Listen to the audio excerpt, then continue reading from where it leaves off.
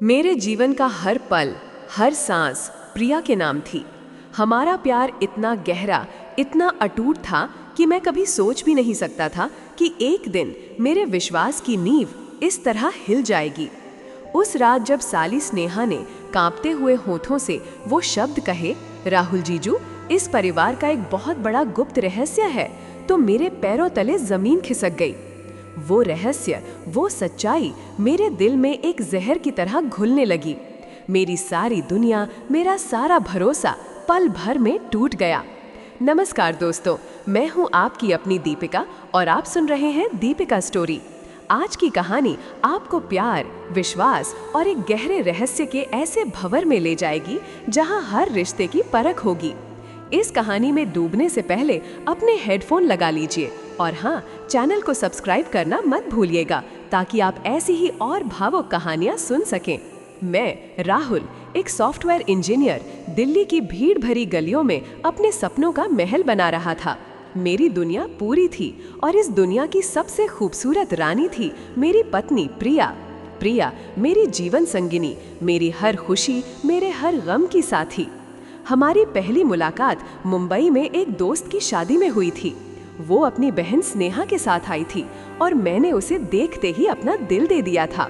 उसकी सादगी, उसकी मुस्कान, उसकी आंखों में बसी वो मासूमियत, सब कुछ मुझे अपनी ओर खींच रहा था। कुछ मुलाकातों के बाद हमने तय किया कि हम एक दूसरे के बिना नहीं रह सकते। हमारे परिवारों की सहमति से हमने बड़े धूमधाम से शादी की और दिल्ली में अपना एक छोटा सा आशियाना बसा लिया।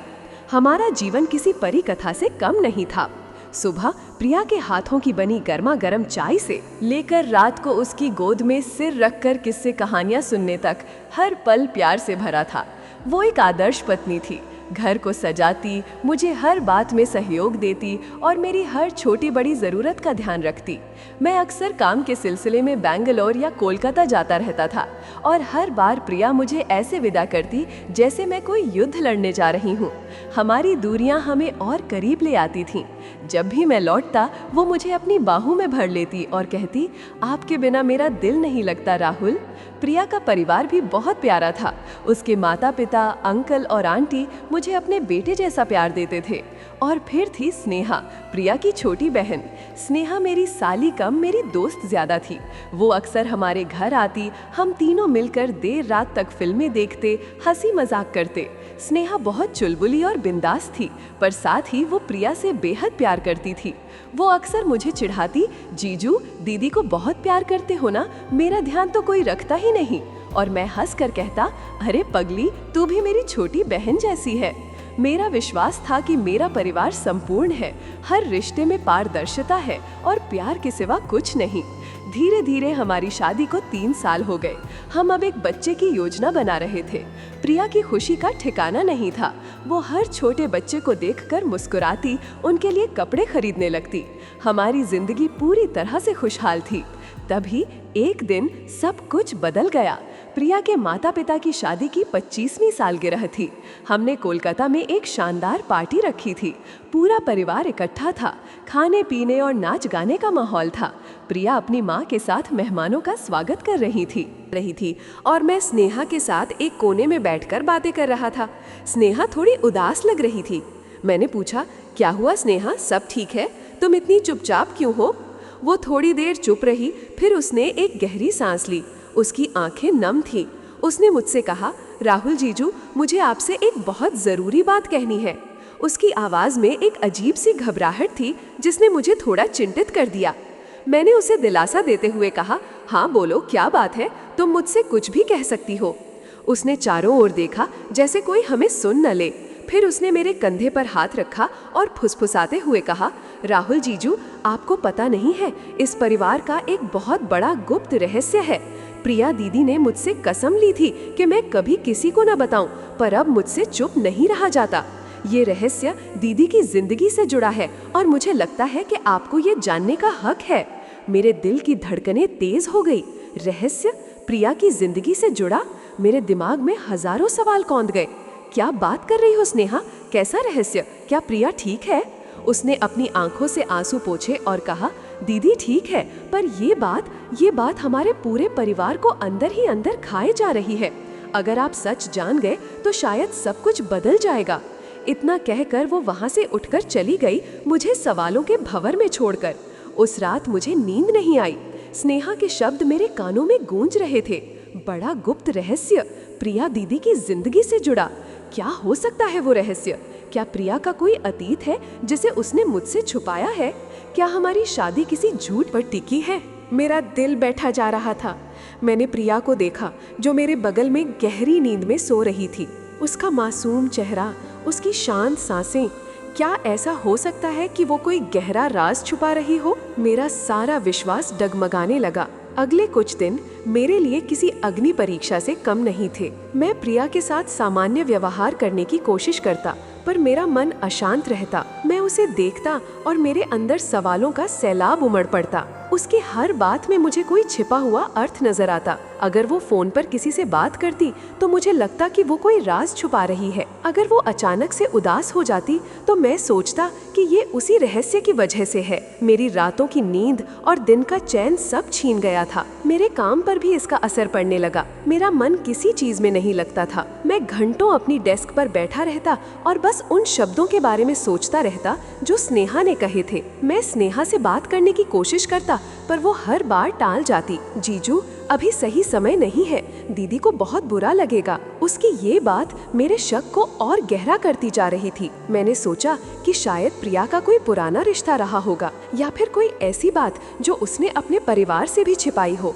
मेरे मन में अजीब अजीब ख्याल आने लगे। क्या प्रिया की पहले शादी हो चुकी थी? क्या उसका कोई बच्चा था? ये विचार मुझे अंदर से खाए जा रहे थे। एक शाम जब प्रिया अपनी माँ से फोन पर बात कर रही थी तो मैंने उसे सुना कहते हुए, माँ आप चिंता मत कीजिए, राहुल को कभी पता नहीं चलेगा। मैंने सब संभाल लिया है। ये सुनकर मेरा दिल टूट गया। क्या बात थी जो उसे मुझसे छुपानी पड़ रही थी? क्या ये वही रहस्य था? मेरा सारा भरोसा चकनाचूर हो गया।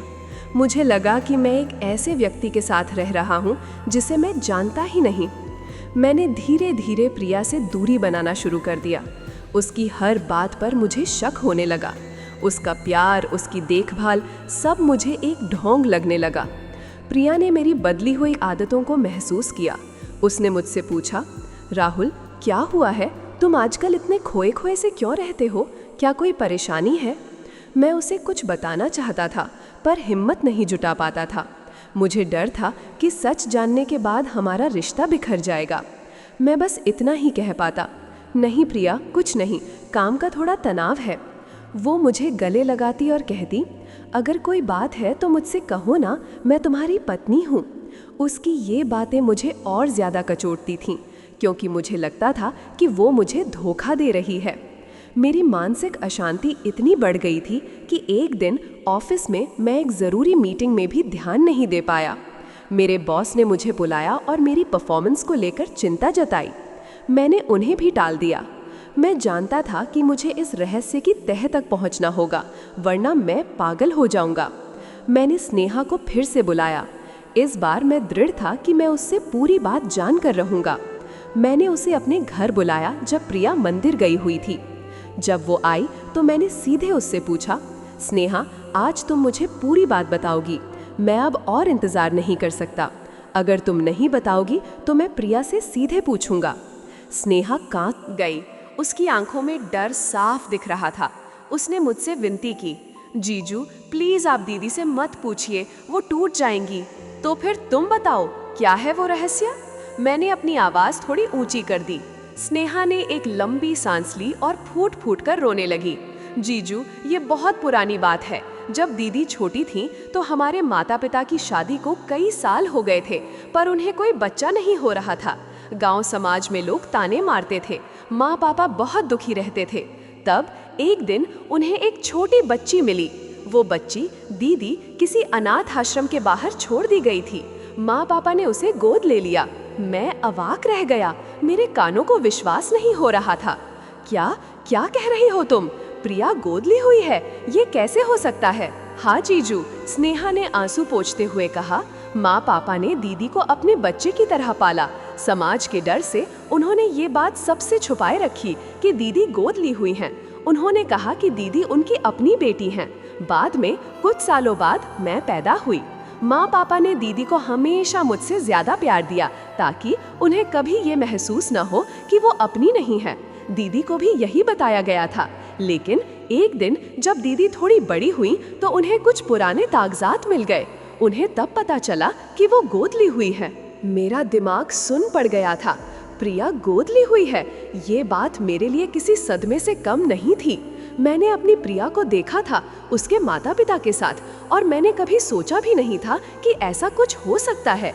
ये सब कितना बड़ा झूठ था। दीदी ने जब ये सच जाना, स्नेहा आगे बोली, तो वो बहुत टूट गई थी।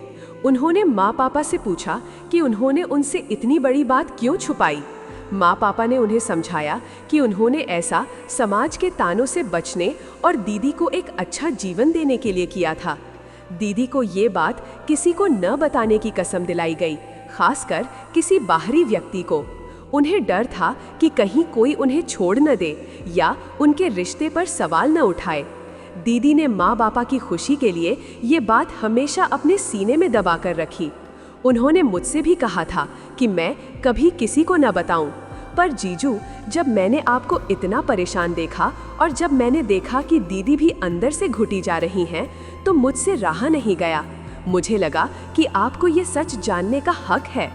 स्नेहा की बात पूरी होते ही मेरा सारा शरीर कांप रहा था। ये वो रहस्य था जिसने मेरे जीवन में अशांति ला दी थी। मेरा विश्वास टूट गया था, पर अब इसका कारण कुछ और ही था। ये धोखा प्रिया ने नहीं दिया था, बल्कि उसके परिवार ने दिया था, समाज के डर से। और प्रिया ने उस झूठ को अपने सीने में दबाए रखा था, अपने माता पिता के प्यार और इज्जत के लिए। मैं पूरी तरह से बिखर गया।